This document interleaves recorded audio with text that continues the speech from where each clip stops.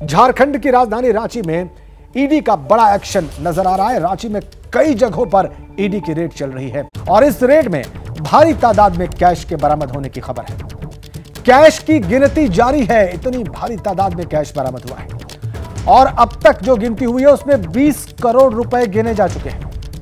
ED के मुताबिक ये कैश झारखंड के मंत्री आलमगीर के पीएस के नौकर के घर से बरामद किया गया है। और अब आपकी स्क्रीन पर तस्वीरें आने जा रही हैं। ये देखिए, आप जो तस्वीर आप देख रहे हैं उसी कैश लॉक की है जिसका पर्दाफाश झारखंड में हुआ है। इतना कैश मिला है जिसकी अभी तक पूरी गिनती नहीं हो पाई। देखिए आप नोटों के बंडल, सभी 500-500 रुपए के नोट हैं जो आप देख रहे हैं। और नोटों का ये पहाड़ मिलने के बाद अब सवाल उठ रहा है कि आखिर करोड़ों का ये कैश किसका है?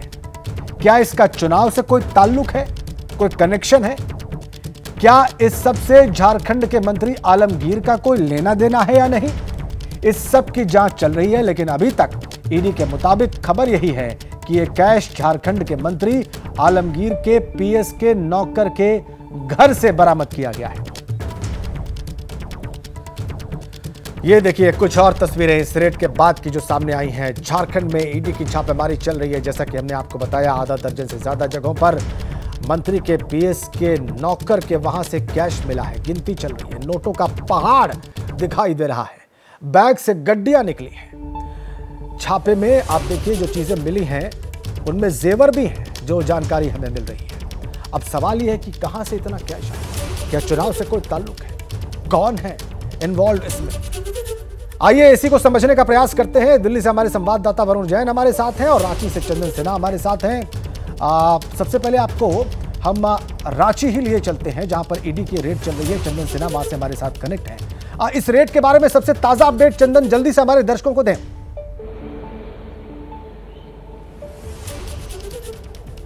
राजेंद्र, देखिए इस बार भी ईडी ने झारखंड की राजधानी रांची में अपनी दबिश जो है वो कायम की है और इस बार भी ईडी को छापेमारी के दौरान जो नोटों का पहाड़ मिला है वो अपने आप में एक सवाल जरूर उत्पन्न कर रहा है। बताया जा रहा है कि ग्रामीण विकास मंत्री आलमगीर आलम के जो पीएस हैं संजीव लाल, उनके नौकर के घर से, जिनका नाम जहांगीर बताया जा रहा है, उनके घर से ये जो बड़ा रकम बरामद किया गया है। अभी फिलहाल जो है वो नोटों की गिनती जारी रखी गई है और अभी तक जो है सटीक जो मामला है कितने नोट हैं वो अभी तक हमें पूरी जानकारी नहीं मिली है, मगर अंदाज़ा जो अभी तक लगाया जा रहा है करीब 25 से 30 करोड़ रुपए के आसपास की रकम बरामद की गई है। फिलहाल जो है ईडी की टीम अभी भी जो छापेमारी की जो प्रक्रिया है वो उसे पूरी कर रही है और कई जगहों पर, करीब 9 जगह हैं जहां पर ईडी की टीम सुबह 5 बजे छापेमारी। ठीक है चंदन, आप कह रहे हैं सुबह 5 बजे से ईडी की टीम पहुंच गई और छापेमारी चल रही है। 9 जगहों का आपने जिक्र किया है। वरुण जैन दिल्ली से हमारे साथ हैं। वरुण, आप सुबह से लगातार हमारे दर्शकों को इस अपडेट के सिलसिले में अपडेट कर रहे हैं, लेकिन अभी जो चंदन ने बताया इसके अलावा आपके पास क्या सूचनाएं हैं इस छापे से जुड़ी हुई?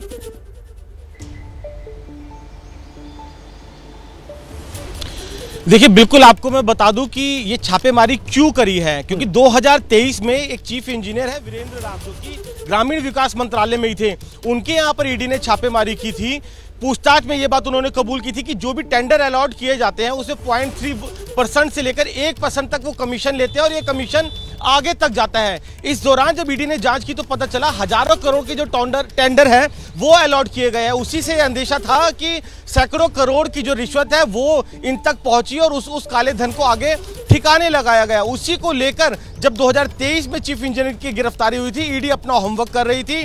उसके बाद जो क्लू मिलने के बाद अब आज ये छापेमारी की और जो छापेमारी हुई है वो आलमगीर के जो निजी सचिव के जो नौकर हैं उनके घर पर से ये कैश बरामद हुआ है। तो आप अंदाजा लगा सकते हैं कि जिस तरीके से वीरेंद्र राम ने भी इस बात का खुलासा किया था कि पैसा आगे तक जाता था तो ये आगे की कड़ियां कहां तक जुड़ सकती है, क्योंकि अभी आधिकारिक तौर पर ईडी ने यह बात नहीं कही है कि ये पैसा किसका था, क्या ये मंत्री जी का था या मंत्री जी की जो सिर्फ निजी सचिव है वहीं पर आकर चेन अटक जाती है। इसलिए अभी कुछ कयास लगाना मुश्किल है, लेकिन जो पैसा अगर आगे तक जाता तो आगे कहां तक ये पैसा गया होगा, किसका पैसा हो सकता है, इसको अंदाजा लगाया जा सकता है। फिलहाल अभी कैश की गिनती चल रही है। अंदाजा यही है कि 30 करोड़ तक का कैश हो सकता है, जिस हिसाब से गठिया है। लेकिन मशीन बुलाई गई है, नोटों की गिनती चल रही है। अब जब पूछताछ आगे बढ़ेगी, जब कड़िया जुड़ेगी, तो ये साफ हो जाएगा कि ये पैसा नौकर के घर पर किसने रखवाया था, किस मकसद से रखवाया था। और इस समय चुनाव भी चल रहे हैं, चुनाव के दौरान कहीं इस पैसे का कोई इस्तेमाल होना था या नहीं होना था, इन सभी सवालों के जवाब अब जैसे जैसे समय आगे बढ़ेगा सामने आएंगे। जी ठीक है, शुक्रिया वरुण आपका और शुक्रिया चंदन आपका, आप दोनों का धन्यवाद। रांची कैश कांड पर बोले हैं इस बीच में केंद्रीय मंत्री अर्जुन मुंडा, पैसे से चुनाव प्रभावित करने की कोशिश है। अर्जुन मुंडा का बयान, मंत्री से जुड़े लोगों के पास कैश मिला, जांच एजेंसी जांच कर रही है, ये उनका बयान है। बड़ी खबर, केंद्रीय मंत्री अर्जुन मुंडा का बयान, रांची में कैश कांड पर बोले हैं, कह रहे जांच एजेंसियां जांच में जुटी हैं, मंत्री से जुड़े लोगों के पास से कैश मिला है और इस पैसे से चुनाव को प्रभावित करने के प्रयास किए गए हैं। ये केंद्रीय मंत्री अर्जुन मुंडा का इस रेड के बाद इस रेड पर बयान है। बड़ी अपडेट, रांची में कैश कांड पर यह बातें कही हैं केंद्रीय मंत्री अर्जुन मुंडा ने। वो साफ कह रहे हैं कि इस पैसे से चुनाव को प्रभावित करने का प्रयास था। जो कैश मिला है उसकी तस्वीर भी आप देख रहे हैं। वो कह रहे हैं मंत्री से जुड़े लोगों के पास से कैश मिला और जांच एजेंसियां जांच में जुटी हुई हैं। तस्वीर आप देख रहे हैं, ये जो रेड चल रही है इसी पर बयान दिया है केंद्रीय मंत्री अर्जुन मुंडा ने। हमारे सहयोगी ने उनसे फोन पर बात की, आपको सुनाते हैं। अर्जुन मुंडा जी इस वक्त मौजूद है, जरा उन्हीं से जानते हैं सर आपकी प्रतिक्रिया। ये जो ईडी को कैश और वो भी करोड़ों का कैश बरामद हुआ है। बिल्कुल सही बात है, जिस तरीके से कैश बरामद हुए हैं, ये लोगों को किस तरीके से इस चुनाव के अंदर प्रभावित करने की कोशिश की जा रही है, ये स्पष्ट रूप से दिखता है कि मंत्री और मंत्री के वैसे स्टाफ के पास में करोड़ों करोड़ रुपए पकड़े जाते हैं। तो ये घोटाला का, जब हम घोटाले की बात करते हैं तो लोग अपने तरीके से कई तरह की बातों को कह करके कोशिश करते हैं ढकने का, लेकिन ये तो उजागर हो रहा है।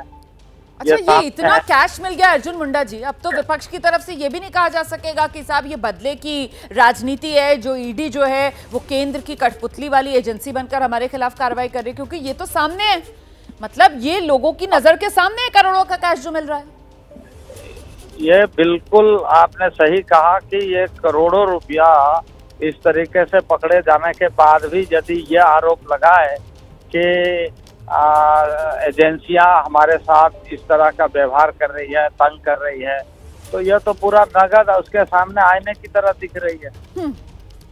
लेकिन क्या इससे किसी पार्टी का लिंक हो रहा है या ये एक इंडिविजुअल है, मतलब मंत्री के पीएस और पीएस के नौकर के यहाँ से ये कैश बरामद हुआ है? देखिए ये समय तो मैं कुछ इस तरह की टिप्पणी नहीं करूंगा, जांच एजेंसी जरूर जांच कर रही है। हाँ जी।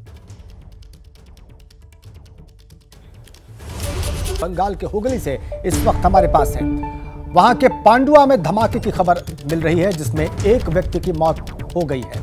3 से 4 लोग इस धमाके में घायल बताए जाते हैं, उन्हें अस्पताल में भर्ती करवा दिया गया है। बीजेपी नेता लॉकेट चटर्जी मौके के लिए रवाना हो चुकी है। बड़ी खबर हुगली से, हमारी सहयोगी मनोज्ञा लोईवाल हमारे साथ जुड़ी हुई हैं और वो हमें ज्यादा जानकारी देंगे इस धमाके के बारे में। कैसा धमाका था ये मनोज्ञा? देखिए, बड़ी खबर ये आ रही है कि पांडुआ जो कि हुगली जिले में पड़ता है और वहाँ से लॉकेट चटर्जी सांसद हैं, उस इलाके में कुछ बच्चे खेल रहे थे। बच्चे के हाथ में एक बॉल जैसा कोई सामान आया, उसने उसे फेंका जो ब्लास्ट कर गया और बाद में पता चला कि वो बम था। देसी बम बहुत ऐसे बनाए जा रहे थे जो वहाँ पर शायद पड़े हुए थे कि रख दिए गए थे, कि कैसे वहाँ पहुंचे इसकी अभी जानकारी नहीं मिली है। लेकिन क्योंकि ये बच्चे खेल रहे थे और उसे बम को गेंद समझ के उन्होंने फेंक दिया और उसके बाद जो ब्लास्ट हुआ, उसके बाद अभी चुचुड़ा अस्पताल में उन्हें भर्ती कराया गया है, जिसमें से एक बच्चे की मौत हो चुकी है और 3 बच्चों की हालत बहुत ही ज्यादा गंभीर बताई जा रही है। लॉकेट चटर्जी बीजेपी की सांसद मौका वारदात के लिए रवाना हो चुकी हैं, तो इसी जगह से रचना बैनर्जी भी सांसद के लिए इस बार तृणमूल कांग्रेस उम्मीदवार है। लड़ाई कितनी तगड़ी है उससे ज्यादा बड़ा सवाल कि इस बार तरह से बम बनाने के आरोप लगते रहे हैं और इस बार उसके फटने की तस्वीरें भी आ रही हैं। शुक्रिया आपका मनोज्ञा इन जानकारियों के लिए। बंगाल के हुगली से इस वक्त हमारे पास वहां के पांडुआ में धमाके की खबर मिल रही है और इसमें एक मौत की खबर है, जबकि 3 से 4 घायल बताए जा रहे हैं। उन्हें अस्पताल में भर्ती करवाया गया है। बीजेपी नेता लॉकेट चटर्जी मौके के लिए रवाना हो चुकी हैं। ये ताजा अपडेट हमें मिल रही है बंगाल के हुगली से खबर। हुगली जिले में धमाका हुआ है। ये क्षेत्र जहां पर धमाका हुआ है ये पांडुआ हुगली के अंदर, और इसमें एक जान गई है अब तक, 3 से 4 लोग घायल, उन्हें अस्पताल में भर्ती करवाया गया है। सीधा आपको वहीं ले चलते हैं और हमारी सहयोगी मनोज्ञा लईवाल इस वक्त वहां से हमारे साथ सीधा कनेक्ट है। उनके पास ज्यादा जानकारियां हैं इस धमाके के बारे में। ये धमाका कैसे हुआ, किस चीज से हुआ, कब हुआ, बिल्कुल ठीक ये सब कुछ विस्तार से बताने जा रही है मनोज्ञा। राजेंद्र, ये धमाका आज सुबह हुआ है। पांडुआ इलाके में बच्चे खेल रहे थे गेंद से। देखिए, मौसम ने कम से कम थोड़ी सी करवट ली है, तापमान में गिरावट आई है, जिसकी वजह से एक तो गर्मी की छुट्टियां हैं, दूसरा चुनाव का माहौल है। लेकिन इस समय बच्चे जब खेल रहे थे तो पांडुआ के ही एक मैदान में उन्होंने एक सामान उठाकर फेंका, और जब उसको गोल तरह के गोलाकार एक जिस प्रोडक्ट को फेंका, जब वो फेंका गया तो वो गेंद नहीं बम निकला। बम के फटने की वजह से 4 बच्चे बहुत ही ज्यादा गंभीर रूप से घायल हुए हैं। एक बच्चे की इस समय मौत हो चुकी है, उसे पास ही के चुचुड़ा के इमामबाड़ा अस्पताल ले जाया गया है। ये पूरा इलाका हुगली जिले में पड़ता है और हुगली की ही लोकसभा सीट है, जहां से वर्तमान में सांसद लॉकेट चैटर्जी हैं और तृणमूल कांग्रेस से रचना बनर्जी, जिन्हें दीदी नंबर 1 भी कहा जाता है, उन्हें उतारा गया है मैदान में। गंभीर इसलिए हो जाती है ये घटना क्योंकि बम का वास्ता बंगाल से हर चुनाव में रहा है। इस चुनाव में हमने देखा है कि कम से कम अभी तक किसी की हिंसा में मौत नहीं हुई है। छुटपुट घटनाएं जरूर होती रही हैं उत्तर बंगाल की 6 सीटों में जब अभी तक चुनाव हुआ है, लेकिन अब क्योंकि हुगली में 20 तारीख को चुनाव होने हैं, उसके पहले प्रचार लगातार जारी है। माना जा रहा है कि ये भी एक बड़ा मुद्दा होगा, और ये बात सच है कि बंगाल में जितनी हिंसा होती है चुनाव के दौरान, वो चाहे राज्य का चुनाव हो या लोकसभा का चुनाव हो, वो अपने आप में जिस तरह से सबकी नजरों में आ जाता है और सबकी नजरों में उतनी गंभीरता हासिल कर लेता है, ये घटना एक और सवाल खड़े करेगी। हालांकि इस समय वर्तमान में प्रशासन पूरी तरह से चुनाव आयोग के हाथ में होता है, इसलिए चुनाव आयोग संज्ञान लेगा इस पर क्या कार्रवाई होगी, या इन इलाकों में क्या सुरक्षा व्यवस्था और ज्यादा बढ़ा दी जाएगी, या सीआरपीएफ और केंद्रीय सुरक्षा बलों की तैनाती बढ़ा दी जाएगी, ये देखना बहुत ही महत्वपूर्ण होगा। ठीक है, अब मनोज्ञा आप कह रही है कि ये वाकई गंभीर बात है। अब तक इस चुनाव में ऐसा नहीं हुआ था, लेकिन ये घटना अब हो गई है और ये मुद्दा बनेगा चूंकि 20 तारीख को वहां पर वोटिंग है। मनोज्ञा, लेकिन जो देसी बम वहां पर बनते हैं, अभी थोड़ी देर पहले आप उसका जिक्र कर रही थी, उसके बारे में आप जरूर दर्शकों को बताएं जो जानकारी आपको हासिल है।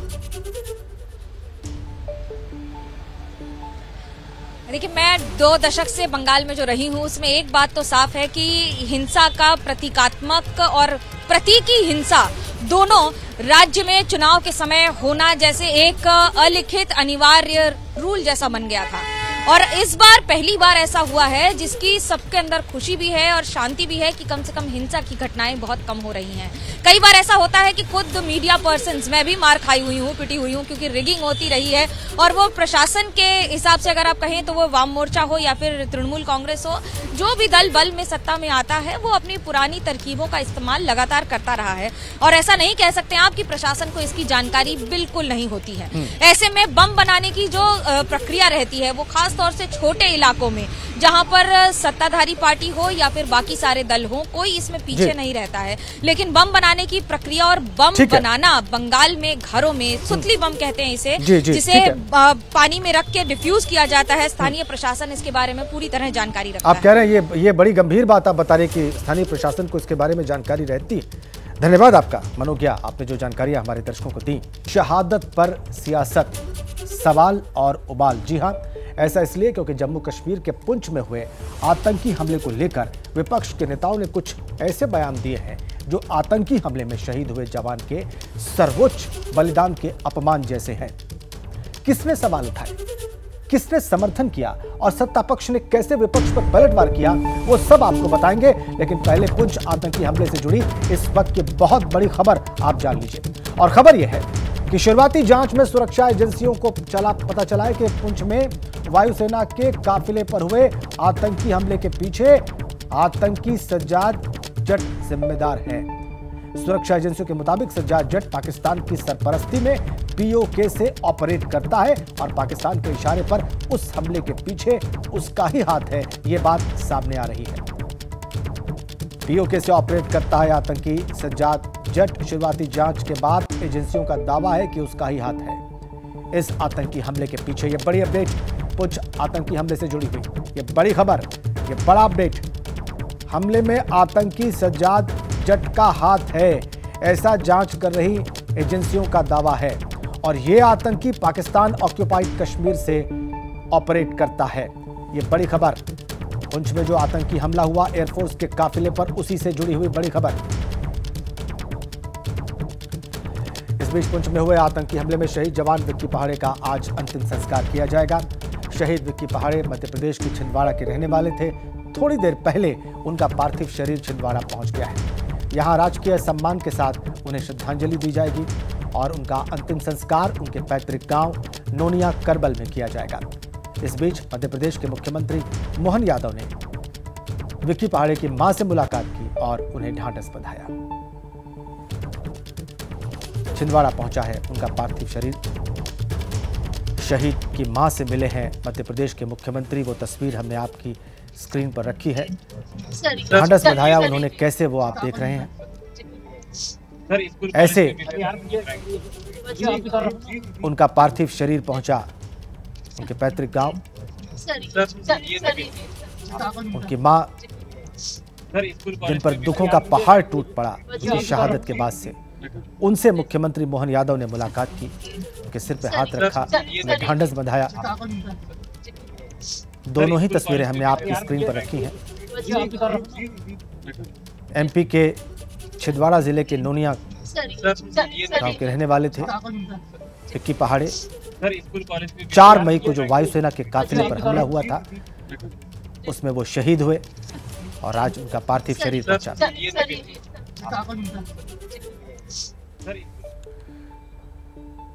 4 मई की शाम 6:15 बजे यह आतंकी हमला हुआ पुंछ में वायुसेना के काफिले पर। 1 जवान इसमें शहीद हुआ और वो थे विक्की पहाड़े और 4 और जवान घायल हुए।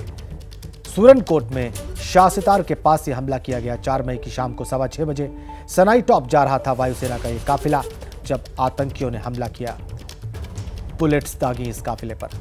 आतंकियों की तलाश जारी है। सेना का सर्च ऑपरेशन चल रहा है। सूरनकोट और मेढर में कई लोग इस सिलसिले में हिरासत में लिए गए हैं, उनसे पूछताछ की जा रही है। 4 मई की शाम को यह हमला हुआ था और 12 जनवरी को कृष्णा घाटी में और फिर 4 मई को शाहसितार में हमला हुआ। 2 हमले हुए। यह दूसरा आतंकी हमला इस साल। हमले जंगल वाले इलाकों में किए गए हैं। अंधेरे का फायदा उठाकर आतंकी भाग गए जंगलों की ओर, यह भी जानकारी प्राप्त हुई है और अब उनकी तलाश की जा रही है। सर्च ऑपरेशन चलाया जा रहा है। जंगलों में छुपते हैं हमले के बाद आतंकी, यह भी 2 हमलों के बाद बिल्कुल साफ नजर आता है। 12 जनवरी को कृष्णा घाटी में हमला हुआ, 4 मई को शाहसितार में हमला हुआ। यह पुंछ में इस साल का दूसरा आतंकी हमला है।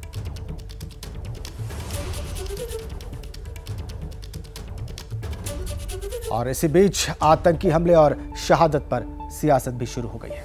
बड़ी अपडेट है पुंछ हमले पर। पंजाब के पूर्व मुख्यमंत्री चन्नी ने बयान दिया है। वो कह रहे हैं ये स्टंटबाजी हो रही है, बीजेपी को जिताने के लिए स्टंट किया जा रहा है, लाशों पर खेलना बीजेपी का काम है। ये चरणजीत चन्नी का बयान। लालू के बेटे तेज प्रताप यादव भी इस मामले पर उन्होंने बयान दिया है। वो कह रहे हैं मोदी जी के कारण जवान शहीद हो रहे हैं। तेज प्रताप यादव ने बयान दिया, हो रही है, हमले नहीं हो रहे। पिछली बार भी जब इलेक्शन आते हैं तो ऐसे स्टंट खेले जाते हैं और बीजेपी को जिताने का संविधान तैयार किया जाता है। ये तैयार किए हुए सारे पहले से तैयार करके हमले करवाए जाते हैं। ये बीजेपी को जिताने का एक स्टंट होता है, इसमें सच्चाई नहीं होती। लोग मरवाने और लोगों के लाशों पे खेलना ये बीजेपी को आता है। नौजवान जो शहीद हो जाते हैं, अब फिर चुनाव आता है तो मोदी जी हड़बड़ा करवाते हैं लोगों को। केवल इन लोगों ने लड़वाने का काम किया, हिंदू मुसलमान कराने का काम। शहीद जो हुए ये सब किनके वजह से हुए? ये मोदी जी के वजह से हुए, नहीं तो पहले कहाँ कोई शहीद। घटिया मानसिकता कांग्रेस की और क्या हो कि जिन्होंने पहले तो अपने ही सेना के जवानों को सशक्त करने की बजाय, हथियार देने की बजाय, बुलेट प्रूफ जैकेट देने की बजाय, लड़ाकू विमान देने की बजाय 10 साल तक दलाली खाने का इंतजार किया। ये वो लोग हैं कांग्रेस के और इनके सहयोगी दल जो पार्लियामेंट पे अटैक करने वाले अफजल गुरु को भी रात को 2:30 बजे अदालत खुलवाकर उनकी फांसी की सजा माफ कराने के लिए प्रयासरत थे। कांग्रेस के लोग वो हैं जो टुकड़े टुकड़े गैंग जो भारत का नामो निशान मिटा देना चाहती है, उनको भी अपने राजनीतिक दल में शामिल करवाते हैं और पार्टी की टिकट देते हैं। कांग्रेस ने जो देश का साथ अन्याय किया है वो देश कभी भूलेगा नहीं। जवान का शहीद होना कांग्रेस के लिए नौटंकी और ड्रामा है, राजनीतिक ड्रामा है। ये है कांग्रेस का असली चेहरा, ये है गांधी परिवार का असली चेहरा। ये कोई नई बात नहीं है। कांग्रेस के खून के अंदर ये घटियापंथी है। कांग्रेस के खून के अंदर आर्मी के प्रति, एयरफोर्स के प्रति या हमारे सैनिकों के प्रति ऐसी भावना है। ये गंदी राजनीति से बाज नहीं आ सकते। ये वोटों की तुष्टीकरण के लिए, पाकिस्तान को खुश करने के लिए किसी कदर भी नीचे गिर सकते हैं। और इसीलिए चरणजीत सिंह चन्नी ने ऐसा घटिया बयान दिया है, क्योंकि पाकिस्तान आजकल राहुल गांधी की तारीफ कर रहा है और चरणजीत सिंह चन्नी हमारे जवानों के शहादत को एक नौटंकी और फ्रॉड और ड्रामा बता रहे हैं।